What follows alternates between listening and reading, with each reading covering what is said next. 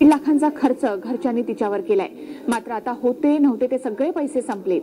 त्यामुळे मदतीसाठी सरकारकडे विनंत्या अर्ज सुरू करण्याशिवाय त्यांच्याकडे कोणताही पर्याय राहिलेला नाहीये। तिच्यावर होती घराची जबाबदारी, तिच्यावरच होता घराचा पूर्ण भार।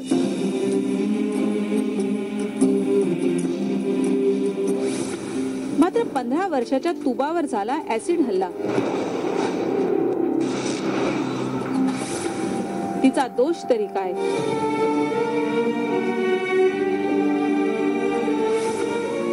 वीस वर्षाच्या मुलानं छेड काढल्याचा केला होता विरोध।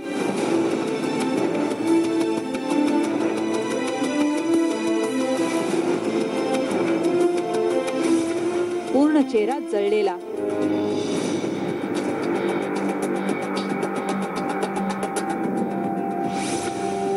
तर एक डोळा निकामी।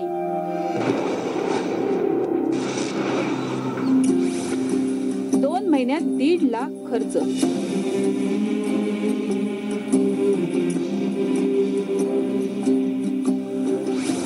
होता नव्हता तो सगळा पैसा झाला खर्च।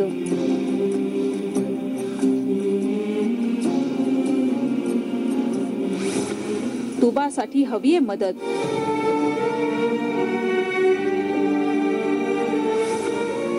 तुबाच्या घरच्यांना हवाय न्याय।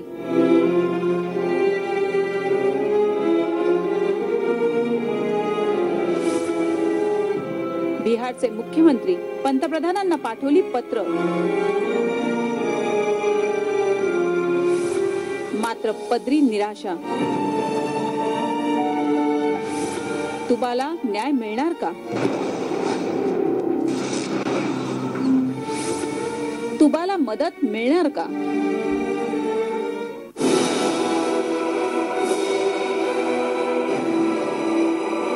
तुबा सध्या दिल्लीतल्या सफदरजंग रुग्णालयात आहे। तिचा चेहरा इतका वाईट झालाय की तो आम्ही तुम्हाला दाखवूही शकत नाही। सध्या तुबा जास्त बोलू शकत नाही। मात्र आपल्या व्यथा आईला सांगते। ती म्हणते आता जगण्यात काही अर्थ नाही, आता सहन होत नहीं।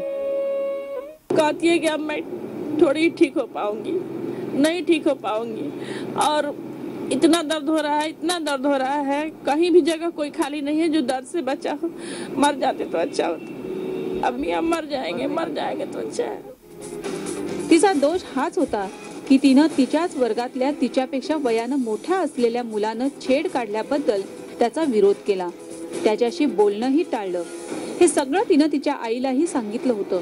मात्र याचा सूड त्या नराधमानं 7 महिन्यानंतर घेतला। तिच्या चेहऱ्यावर आणि अंगावर त्यानं ऍसिड फेकलं। आज तो जेलमध्ये बंद आहे। मात्र अत्यंत कठोर शिक्षा या नराधमाला व्हावी अशी तुबाच्या अब्बू आणि अम्मीची इच्छा आहे।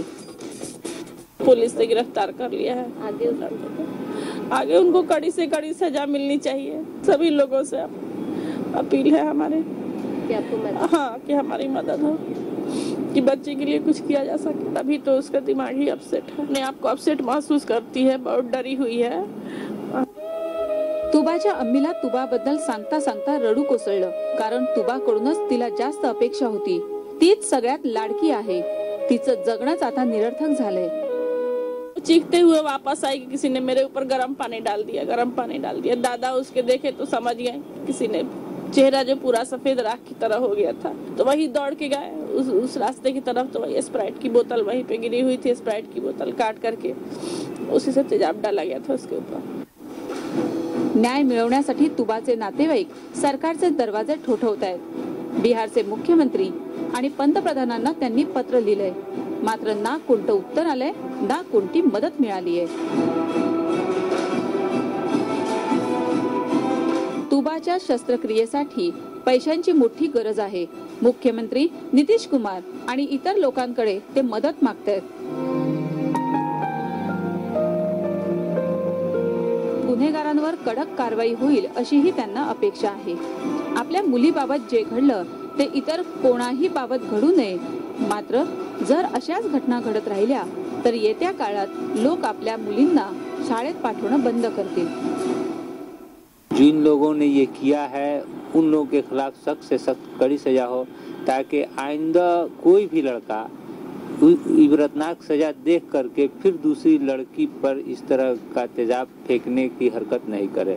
अगर इस तरह की हरकत होती रही तो कोई भी बच्चियां स्कूल जाने से, पढ़ने से डरेंगी, तो उनका जो है एक जो मिशन है वो ख़त्म हो जाएगा, अधूरा हो जाएगा। इसलिए उनसे भी गुजारिश है कि वो मदद करें और इस पर काफ़ी सख्त से सख्त कार्रवाई करें। तुबाबरोबर घडलेली ही घटना पहिलीच नाहीये। जर मुलींची प्रगती व्हावी असं वाटत असेल आणि त्यांच्या प्रगतीत असले विकृत प्रवृत्तीचे अडथळे येत असतील तर त्या विरोधात सरकारला कडक कायदे करणं आवश्यक आहे, ज्यामुळे येत्या काळात सोनाली आणि तुबा सोबत जे घडलं ते कोणासोबतही घडणार नाही।